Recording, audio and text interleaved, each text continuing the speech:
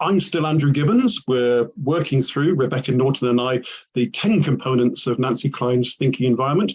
We've done numbers 1 to 5 on a separate recording. Rebecca, we're into numbers 6 to 10. We are indeed. So they are encouragement, feelings, information, place, and diversity. So another good set of components there for a thinking environment. So the first one we're going to look at in this set is encouragement. So moving beyond competition. Again, I think this is interesting. I think sometimes in a workplace, people feel slightly competitive because of the culture there, where what this is saying is actually, we're a team, we're in this together, let's encourage each other to have our best thinking. Absolutely. And when you read the list out, I thought, 5 words. 5 words, how can that be such a challenge? Well, the first of them immediately throws up such a challenge. Encouragement. We do compete for space in the workplace. We do want an idea to be better than someone else's. We do this. I do. Let's own it. I find myself thinking, right, I want to show that I know more about this. I've got better ideas, instead of being encouraging to others. And that's part of it, is about tolerating and suppressing your own ego. Tell me more about your idea, because it's interesting. How often does that happen? How often do we hear people showing sufficient encouragement to others to genuinely be interested to the point where they want more? Never see that happening. We interrupt, we don't encourage more. Yeah, and it's about offering that support, isn't it? To encourage people to share more. I think that's the other key part of this, is actually encouraging them to share more, like you say. And what else? And tell me a bit more about that. That's showing encouragement, isn't it? Absolutely. And what shows discouragement is the title of Nancy's more recent book, The Promise That Changes Everything. I will never interrupt you. I'll say that again. I will never interrupt you. That sounds such an impossibility, because maybe as humans, and I know this to be true of me, there's a propensity to interrupt rather than to encourage. I find myself better able now to encourage deliberately, but only by recognizing my default is to interrupt and to discourage. Yeah, and there's nothing worse than you just said something that you think is really valuable and really helpful, and then the person is thank you and move on to the next person. It's like, oh, okay, that landed brilliantly. or to respond the milliseconds someone finishes, where it shows, it's the wait model. Why am I talking? It's the, I wasn't listening to you, I was waiting to speak. Yeah. So encouragement is one of those really sort of providing a supportive environment to enable people to feel that they can continue and share their ideas in a safe environment, isn't it? It is. It's that simple. That's the next one, another biggie, is feelings, allowing sufficient emotional release to restore thinking. We get a little bit twitchy when there's feelings shown, aren't we? I think. But I know when we're having a chat beforehand, I really liked how you were talking about sharing feelings. So yeah, tell us a bit more about that. Oh, bit more. I heard the bit more bit. Tell us 3 hours of that, which is my usual sort of platform. No, I just said that I encourage people where appropriate, and very often in a meetings context, and I was specifically talking about when I work with negotiation skills, to choose when it's right, because that's a judgment call, in relation to feelings, to make known those feelings, particularly when they're helpful. Not, well, I'm totally fed up, I wish I hadn't bothered to turn up here today. That's not terribly helpful. But to use feelings to expedite an outcome, I feel hopeful. I feel more hopeful than I thought I would at this point. I feel frustrated. We're going places, we get blocked, we come back. Why can't we go forward from here? To actually, what negotiators call, give internal information, how I'm feeling right now. I don't think that's much of a default in most workplaces, which are too macho, where there's a suppression of feelings because there's a concern for how it might look, and particularly how it might be dealt with and interpersonally managed. I think 2 key points that you just mentioned there is that first one, in terms of sharing appropriately. That's key, is sharing your feelings appropriately with the appropriate people in the appropriate way and setting. And then that second one, what you've just said there, in terms of not rushing in to try and fix somebody. It's okay if somebody gets emotional. That's just a sign of somebody sharing their enthusiasm or passion, and actually just holding space for them rather than feeling embarrassed or trying to fix it is quite important as well, isn't it? I think the most competent interpersonally, because these are interpersonal skills. Time to think is about using your behavior positively to encourage your own and others' thinking. But it's behavioral. And I think where I've seen people particularly strong on the management of feelings is where they actually encourage it in others. And there's another word we've used already in the context of this. How are you feeling right now? We don't hear that asked in the workplace by people who are interested in others, because there isn't enough of that going on. I wish we had people who were sensitive and perceptive enough to know when it's right to say, I'm interested to know how you're feeling, and not in a, but please don't give me grief and tell me things I can't cope with sort of way. Because people carry feelings around with them in the workplace all the time. And I think if we exclude consideration or concern for that, we are excluding consideration and concern for a lot of people. Yeah, and like you said, it's tangible, I think, sometimes feeling, isn't it? And I think sometimes just actually having the courage to say, you know what, the energy's feeling quite low in the room at the minute. What can we do to shift this? Yep. It can be as simple as that, can't it, sometimes? I know that we're saying some of these are simple, they're not simple, but there are simple ways that you can do some of these things, and feelings is quite important to acknowledge and recognise. I don't think you should row back from simplicity. This is simple. It's not easy. The two don't go together. This is simple, but it's challenging. Yeah. And that's its simplicity is part of the challenge. If this is so straightforward, we're talking 5 words here. You know, what's more simple than that? There aren't many syllables. It's difficult. It's hard. Yeah, yeah.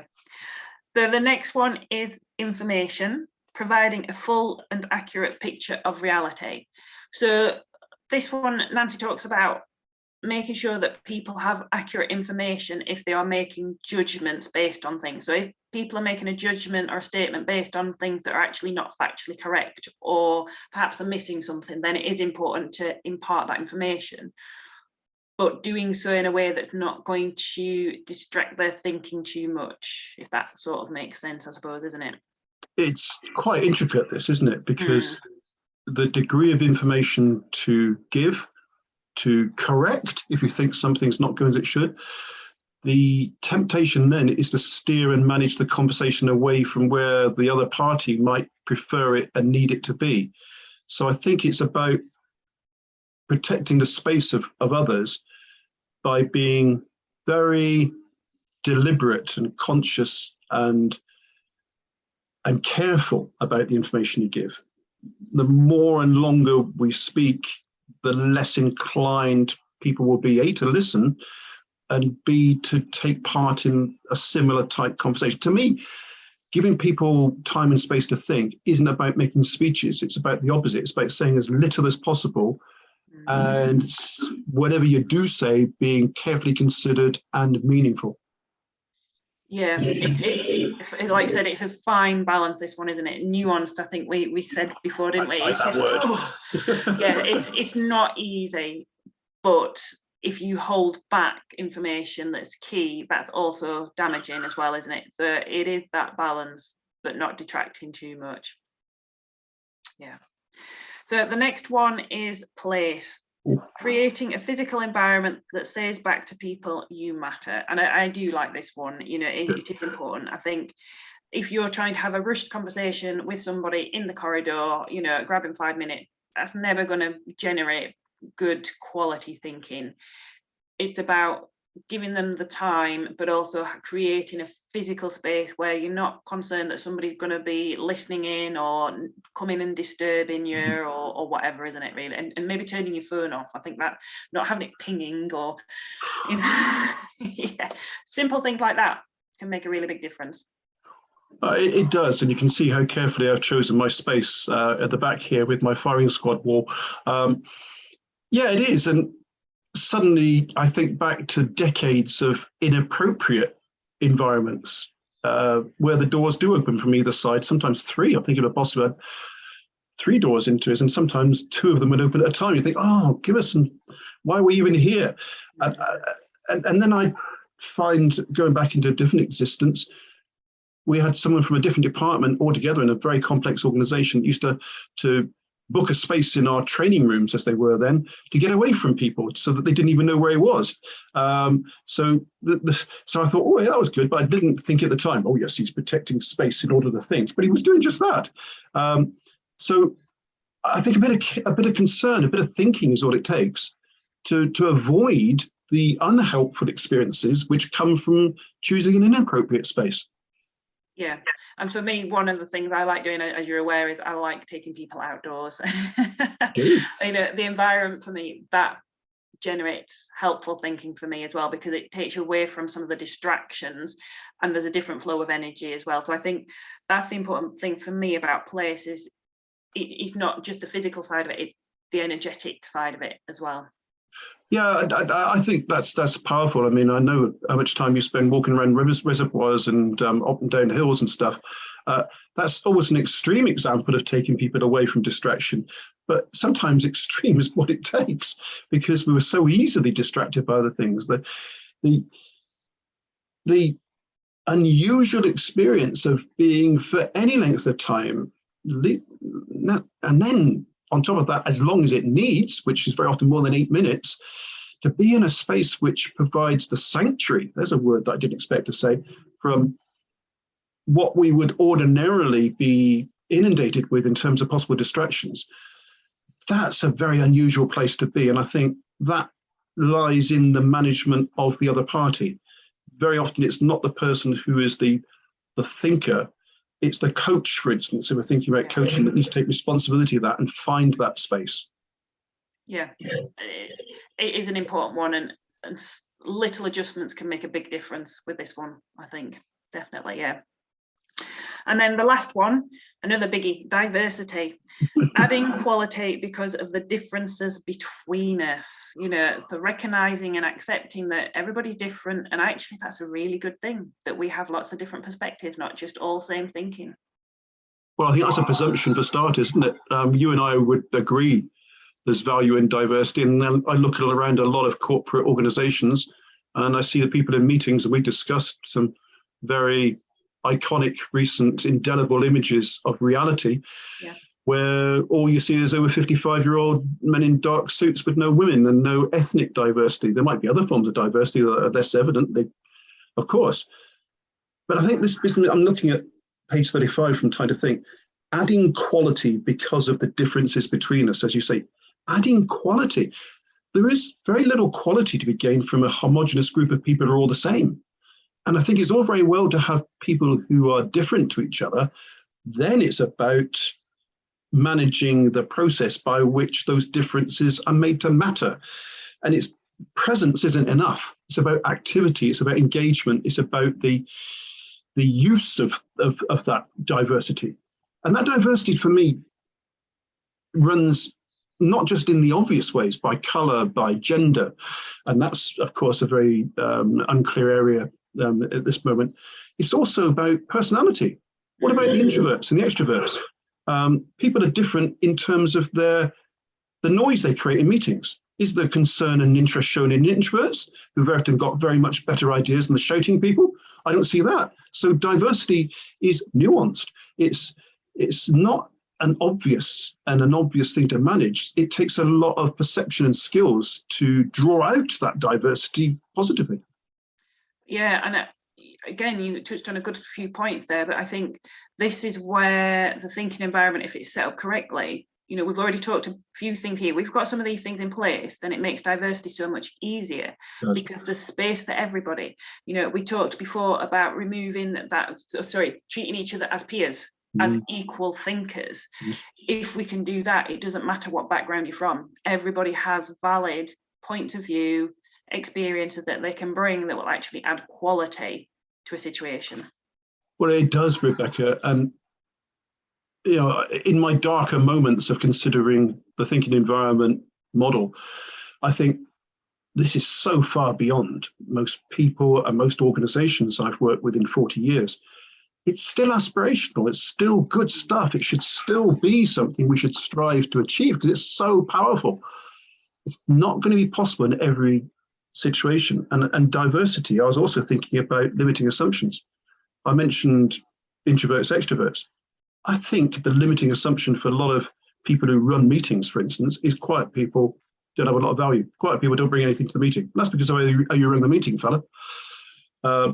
Quiet people, they sit there, they nod, and they seem to be engaged, but they never say anything.